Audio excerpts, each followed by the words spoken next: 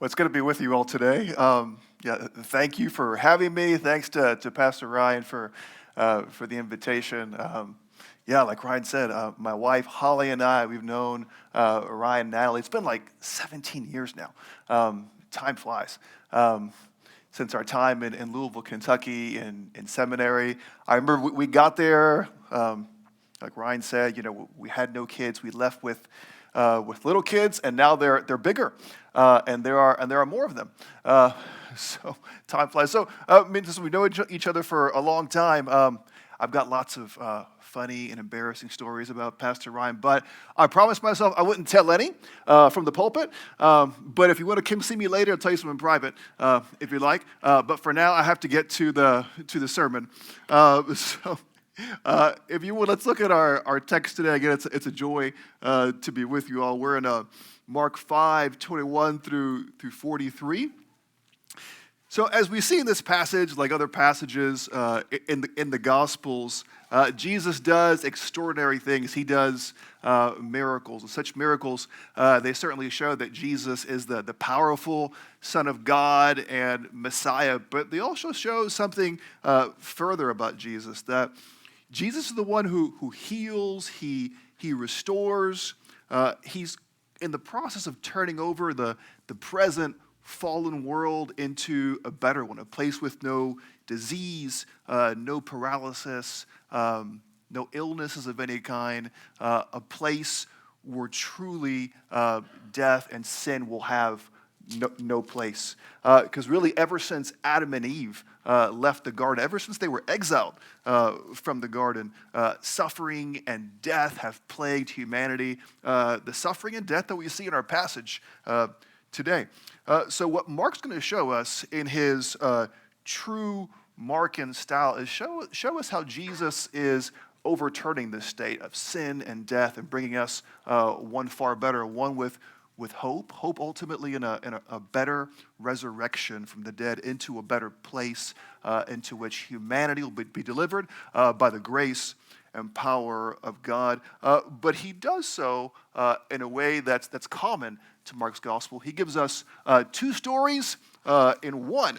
Now, this might seem odd to you. Like, why not just talk about one story? Why give us two? So this is often called in the Gospel of Mark a Markan sandwich, if you will. Mark takes one story, and in the middle of that story, he inserts another one. And what that story in the middle helps us do is help us understand the larger context of the story at the beginning and at the end. That's exactly what we see today in this Markan sandwich passage, if you will, as our passage is going to insert the account about a woman who's been afflicted with a flow of blood for 12 long years between the account of Jairus, who was desperate about the near-death condition of his 12-year-old daughter. So in doing so, what Mark is going to show us is that this afflicted woman exemplifies the kind of faith that Jairus is supposed to have, the kind of faith that we are all supposed to have. It's the kind of faith that when suffering and trials come, trust that Jesus is the only one who can heal us. Jesus is the only one who can save us really from all that afflicts us. It's faith that ultimately trusts in Jesus. Despite the trials, the sufferings, and the difficulties of life, sickness, and disease, even death itself holds fast to Jesus, presses, as we're going to see in our passage, to Jesus. It's true faith that ultimately even Jesus can raise the dead because he is God in the flesh. And this is this picture of faith in Jesus that we're going to see in our passage today, that we do see in our passage today. So as we begin our text here in Mark 5:21, we see that the account begins with Jesus crossing on a boat to a place beside the sea. And then Mark immediately flashes to Jairus, one of the synagogue leaders, as he falls before Jesus' feet and he implores him, as we see here in verses 22 and 23 of our text, as Jairus says, "My little daughter is at the point of death. Come and lay your hands on her that she may be made well and alive. So we see here that Jairus is definitely desperate. His child is about to die, his little girl, so he goes to Jesus. Now, as the leader of the synagogue, Jairus had a reputation to keep. In normal circumstances, he would have kept his distance from a person like Jesus, who had been attracting some negative attention from religious officials. But in this case, he doesn't. At best, he might have engaged him in a conversation just so long as it didn't jeopardize his reputation as the synagogue leader and talking to this controversial figure, Jesus, who's teaching, who's healing, who's upsetting the religious establishment. But the reality is, at this point, he does not care. His daughter is at her end. In reality, he is as well. He knows of Jesus' reputation, but he doesn't care. What he cares about at this point is that he knows there are reports that he's healed people. He knows of what he's done. So he implores him. He begs him to heal his daughter. So he violates all kinds of taboos, all kinds of things he likely normally wouldn't have done if his daughter weren't so ill, because he needs Jesus. And at this point, he knows he needs him. So who cares what he thinks at this point? He's willing to risk his reputation, maybe even his position, for the sake of saving his daughter. In reality, which one of us wouldn't? Who among us was a son or a daughter or a precious niece, nephew, or grandchild or granddaughter, whoever it is, would do anything, risk anything, our jobs, our finances, our social standing, for the sake of delivering them, getting them the help they need to ultimately save their life. We'd be willing really to risk it all. And Jairus really is this point. He puts himself on the line knowing that Jesus is the only one at this point who can possibly help him. He's willing to risk reputation, position, to go to this very controversial figure who is upsetting a whole lot of people. So he knows Jesus is his only hope, so he falls before him and he begs him to help his ailing daughter. No. Now, at this point, it's important to note that there's no indication that Jairus actually has faith in Jesus at this point. What we do know is that he goes to him. He's desperate because he's heard reports that Jesus has healed, but maybe he's even seen some healings himself. But likely at this point, there's no indication of faith in Jesus, because we don't see until later on in the passage in verse 36, Jesus telling him, "Do not fear, only believe." So likely at this point, because Jesus tells him this later in the passage, it's likely he doesn't come to him out of faith, but because he's at his end. He has nowhere else to turn, so he goes to the person who people are talking about. Maybe he's even seen some people be healed by Jesus, all right, because he knows he would like his daughter to be healed. Now, what this passage reveals here is actually not that uncommon. For some of us, it takes an experience like Jairus's for us to come to Jesus seeking help. Sometimes we don't understand who he really is. We just know that things are really bad. We know we're near our end, and we really don't know what to do. We've heard stories about Jesus. We may even know people whose lives have been radically transformed by Jesus Christ.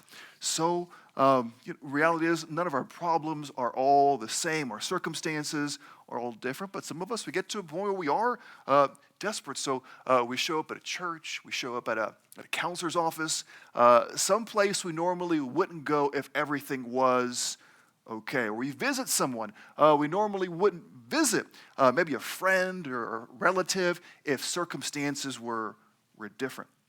And someone meets with us and they talk to us, and we hear the words that Jairus later hears from Jesus. Do not fear, only believe. It's the very words that have the power to change our lives. So I read Christianity Today every now and then. I read testimonies about people whose lives have been radically transformed by Jesus. These can be famous people, well-known people, or just everyday people just like us. And I was reading a story recently about a woman named Kim. And she grew up in a divorced home, never had a close relationship with her parents, always felt like something was lacking, and she sought the kind of friendship and affection and community she never really had at home or at anyone else, from friends in school, college, on into her graduate years, never finding really satisfaction in such relationships. Never found in a successful career either, or the city in which she moved to, which is very different from the context in which she grew up. The result was that she became a bitter person, and she didn't know where to turn. She was really desperate. She was at her end, really, like Jairus. And as she struggled, she was reminded of the Bible stories she heard in her youth as she was taken to church. She was reminded about a God who could do miracles, a God who heals.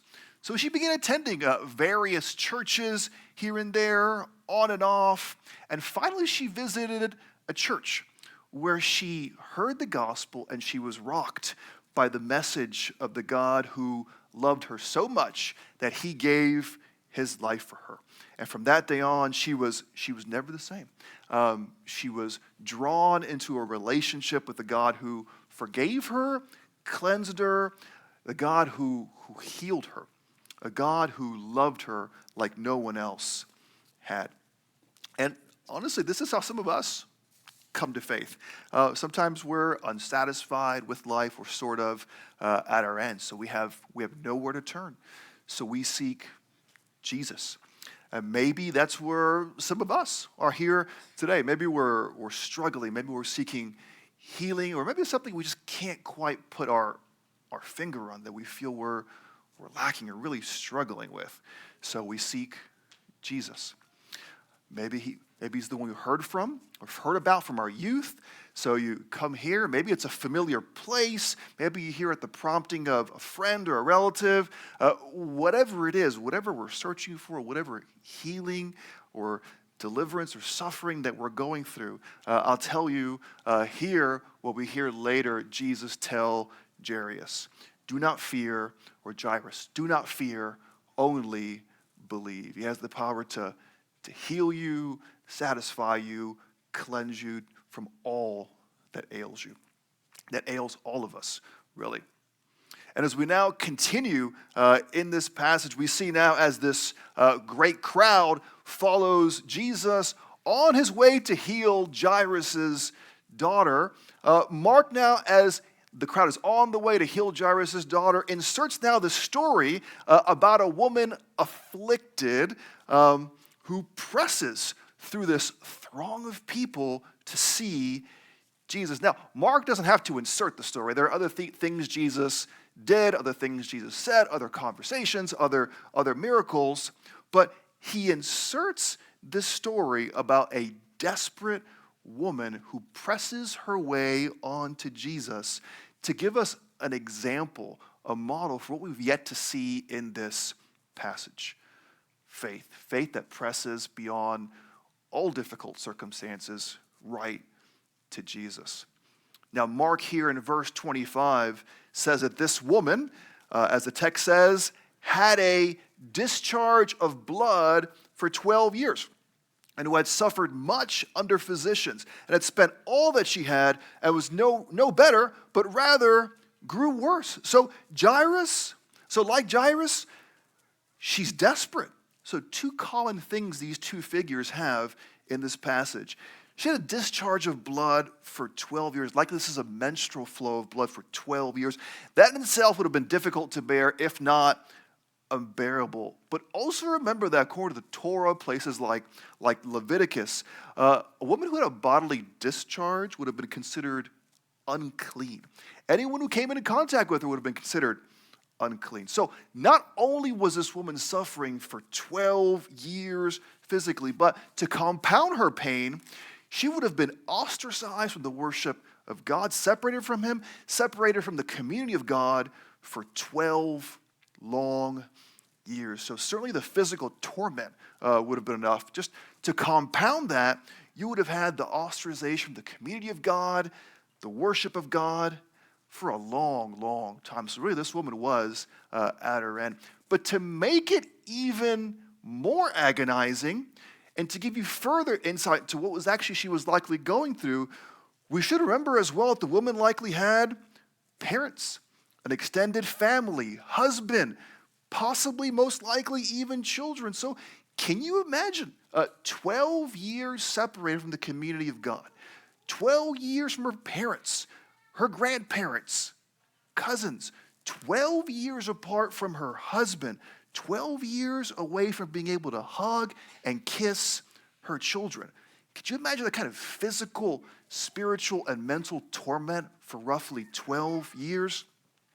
And no doctor was able to help her. If anything, they just made her condition worse. So we can understand the desperation that she was in, which only grew worse as the months and the years went by. Desperate to have fellowship, desperate to worship God, desperate to be with her husband, desperate to be with her children, her family, her parents. She was willing to do whatever was necessary to be clean, whatever was necessary to have life again. So like Jairus, in her desperation, she seeks out Jesus. She likely heard reports about miracles and healings. She heard reports about how people were transformed after an encounter with Jesus, the one who is called Messiah, even after just one touch. So you can imagine this scene. You've got this huge crowd on their way to the house of Jairus, and she presses through this crowd until she makes her way all the way to Jesus, because she thought, even if I even touch his garment, I can be healed. And she was right. Look at what verse 29 says. It says, and immediately the flow of blood dried up, and she felt in her body that she was healed of her disease. Now consider that 12 years of suffering, 12 years of being unclean, 12 years apart from the worship of God, the community of God, and all the people that she loved. 12 years seeking help somewhere else. And the moment she touches Jesus, she's clean. Instantly. Completely clean of all that ails her. She has, if you will, life again. She has new life because she's come to the one who has the power to make us all well, to make us clean, Jesus Christ. Now, when this happened, if you look at verse 30, it says, power had gone out of him. No, it's not like Jesus, sort of like an electric box, like bzzz, and that's what happened. But if you remember earlier, anyone who touched a person of bloody discharge was considered unclean, as I mentioned from Leviticus. But what happens here is just the opposite. Rather than uncleanliness flowing from the woman to Jesus, which is what would typically happen according to the Torah, that's the books of Moses, Jesus' cleansing power flows from him now to her. And now this woman is healed of her desperate ailment. And she can now return to her family. She can now return to worship God. She can now return to the community of God. Again, after 12 long years, desperate for a cure, and she's healed. If this were us, what would we do? What would you do? What would I do? Would you run first to your spouse, your children? Would you run to your friends, relatives, ailing parents? I mean, you can imagine all the emotions of what you would do, but almost be hard to contain yourself. It'd be hard for me to contain myself. Now, in the midst of all this, she knows that she's been healed, and all that potentially entails for her what she'll now be able to do and love and worship. And now Jesus looks for the woman who touched him.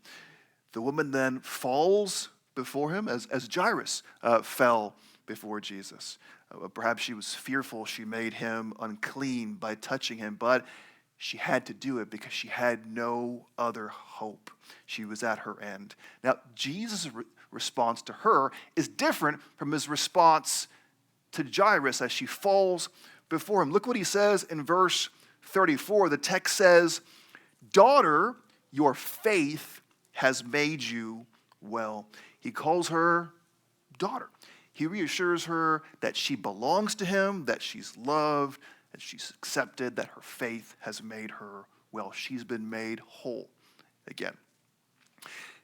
She didn't have to follow a crowd to see a miracle because that's what she had heard other people do, and she came to see this wonder worker. No, she pressed through the crowd because she knew that Jesus would heal her, even if she just touched the very hem of his garment. There was nothing special about the garment. She just knew that Jesus would heal her, even if in her desperation, all she could do was just reach out and just touch the hem of his garment. She knew that she would be healed. And that displays faith. Faith in Jesus. Faith in the God who heals, no matter how desperate our circumstances actually are. And as the crowd, as we look at the text, heads to Jairus' house, now the woman's faith becomes the standard for Jairus'. Is he going to press beyond the commotion of the house, the report of that his daughter had died, to do what Jesus tells him?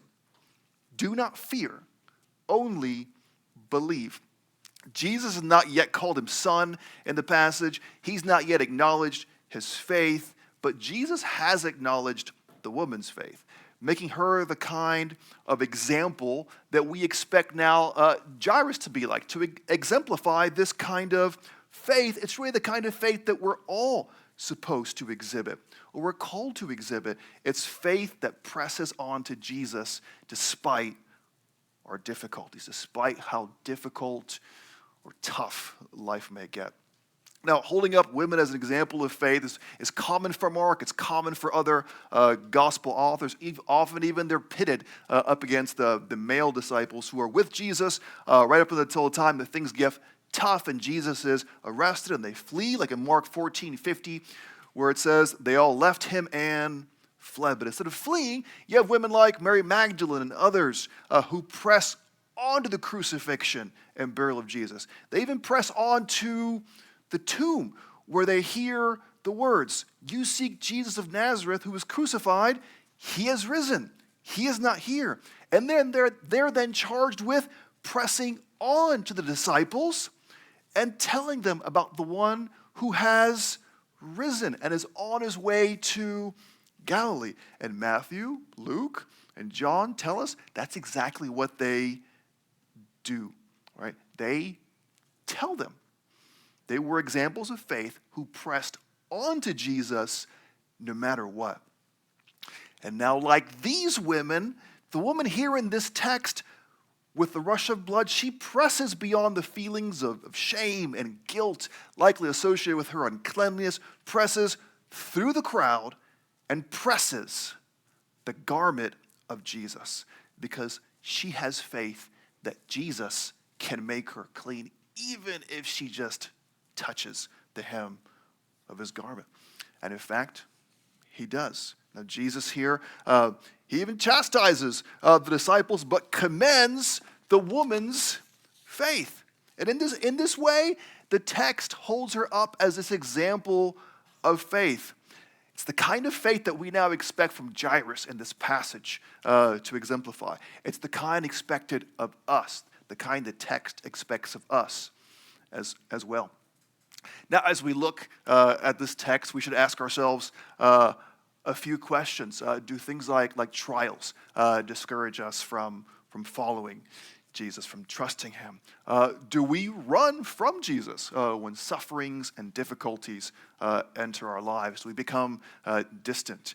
Do we cling to him even more? Do we press on to him even more, knowing that he's the only one who can deliver us from suffering, the only one who can make us well? Now, I know I say this, and I do believe the woman had faith that Jesus could heal her, the only one who could heal her. So she presses on to him, representing the determination of her faith to seek healing from Jesus. But the reality is life is hard, life ebbs, it flows. There are good times, there are bad times, there are difficult periods, there are sweet periods. We go through highs, we go through lows, we go through all kinds of suffering associated with living in a fallen age. And sometimes the lows last a long time, sometimes a very long time. For the woman, her suffering lasted 12 long years. Now, we do suffer. And regardless of how long we suffer, the point is that we do. At some point, even if we're not suffering now, the reality is we do and we will. So what are we going to do when it comes? And maybe you're going through it right now, whether we suffer from physical sickness, things like depression or anxiety, loneliness. The woman feels ostracized, likely. When trials do come, are we going to distance ourselves from God, or do we seek to cling to him?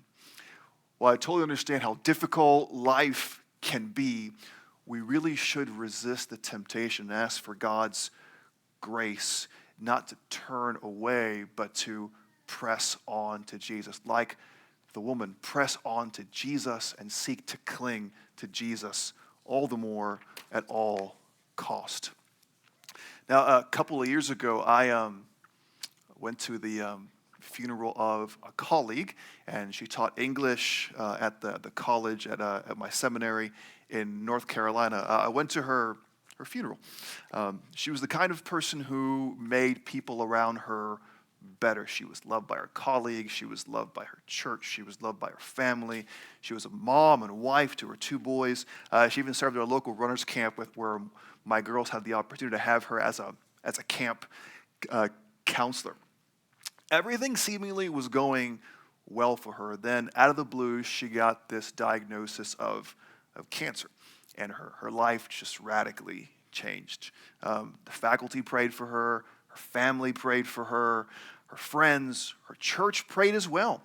She got treatments, she got procedures, but the cancer never went away. And within a few years of her diagnosis, she was gone. And as tragic as that was, and still is, for people still struggling with her death, I reflect back on what was said at the funeral, and I know she had struggles. We all do. I mean, it's cancer. Who wouldn't? What human being wouldn't? We're not machines. We're people.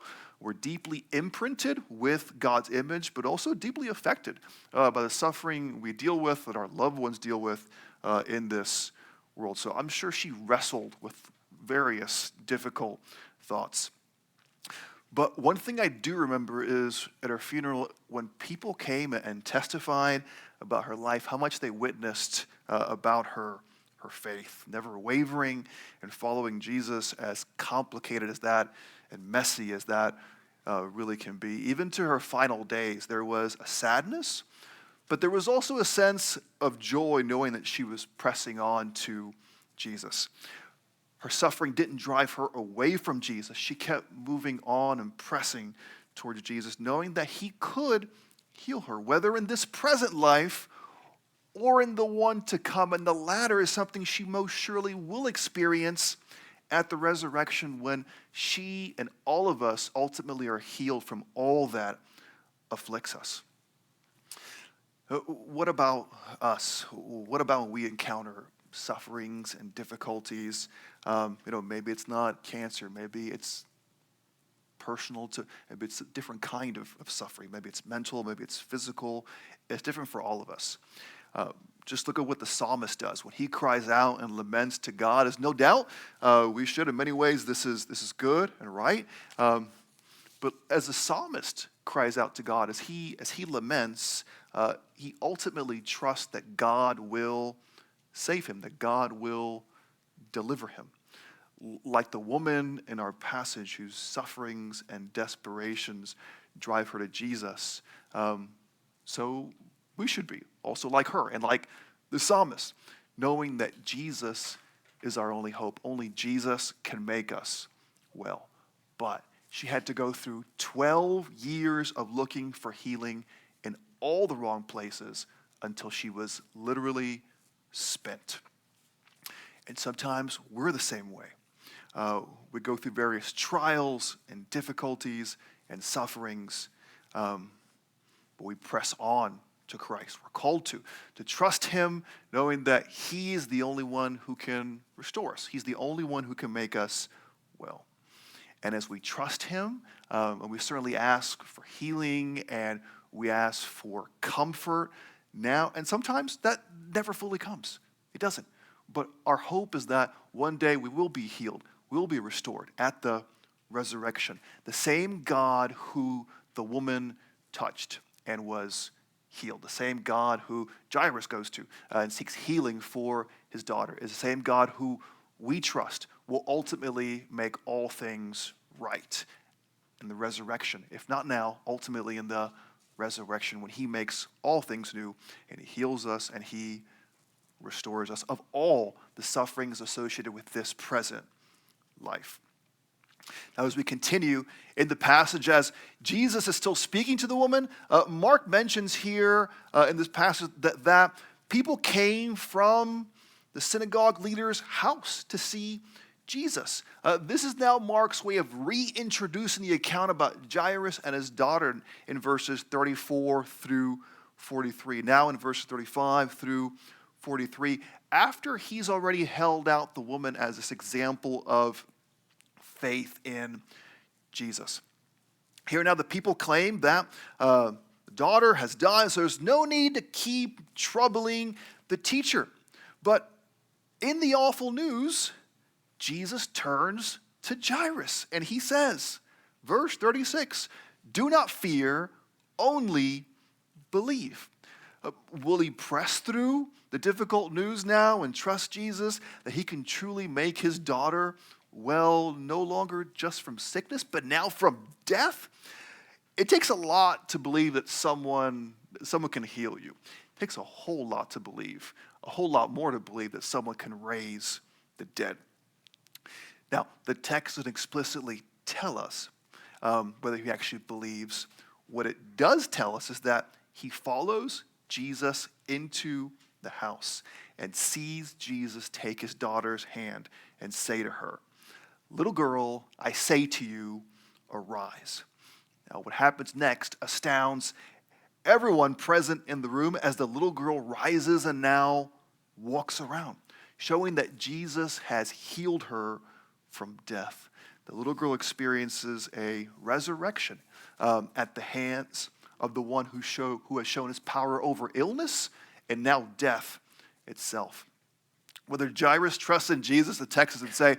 What it does show is that he presses beyond the reports of his daughter's death, beyond the mocking, beyond the wailing, and to his daughter, whom Jesus raises to life. It fits the pattern of what we saw in the woman who was afflicted for 12 long years. It fits a pattern that we see with other figures in the Gospel of Mark as well, who press through difficult circumstances and stay close to the God who has the power to raise the dead, Jesus Christ. So we can likely imply that this shows that Jairus perhaps did trust in Jesus enough to press and follow Jesus to now seeing his daughter being healed, resurrected, raised from the dead by Jesus. Now, as we consider this passage, what about us? Again, I want to ask some questions. Is our faith like that of the woman who press on to Jesus despite sufferings, clinging to him as their only hope? If not, I pray that it would. We should pray that it all would. And when difficulties come, we should pray that God would continue to allow us to cling to him, trusting and hoping that if we're not healed out of it, things aren't made well now, they will be one day when he returns to make us all well in the resurrection. Do we draw close to him, knowing that he's the only one who can heal us of all that ails us, regardless of our struggles? The reality is, again, we all share very similar but yet different difficulties in this life. We struggle with things like diseases of different kinds, relational and spiritual separations the woman experienced, even death. But the reality is, the woman's faith here is a standard for Jairus' faith. It's also the standard for us as well. It's the kind of faith that presses through difficulties, through sufferings, to cling to Jesus as our only hope, knowing that one day he, as he raised Jairus' daughter from the grave, will ultimately raise us as well, and all those who've ever trusted in Jesus, the Messiah, that he will resurrect us. And that's our ultimate hope as Christians, a resurrection like this one, a resurrection in the image and likeness of Jesus Christ, who gave his life to us. And this resurrection is our final hope for healing. It's the fulfillment of our faith. It's resurrection into the presence of God with the people of God, the people we love, forever. And when he raises us, he will deliver us from all the things that have ever afflicted us in this life, whatever they've been, as difficult and as sorrowful as they've been. As the author of Revelation, John says, a place with no tears, no mourning. It is a place of perpetual joy in the presence of the God who has made us well. And when this happens, we'll be free and with the people of God and with God forever. So I guess my final words to us are the same ones that Jesus gives to Jairus.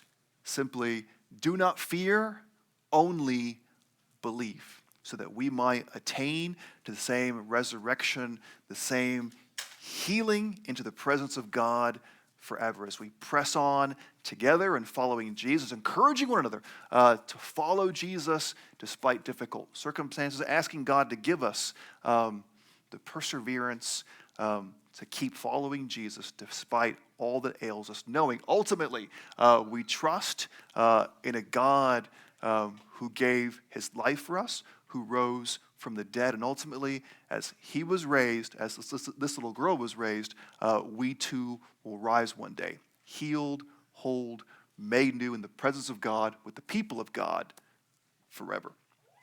Let's pray. Lord, we thank you for your kindness. We thank you for the faith you give us by the power of your Spirit, faith that continues to cling to Jesus despite difficulties. We pray that your Spirit might give us the grace to keep following Jesus all of our days, that we might attain, as Paul said, to the resurrection of the dead. We'll be made well from all that's ever afflicted us in this present life. We pray all these things in the name of your Son, Jesus. Amen.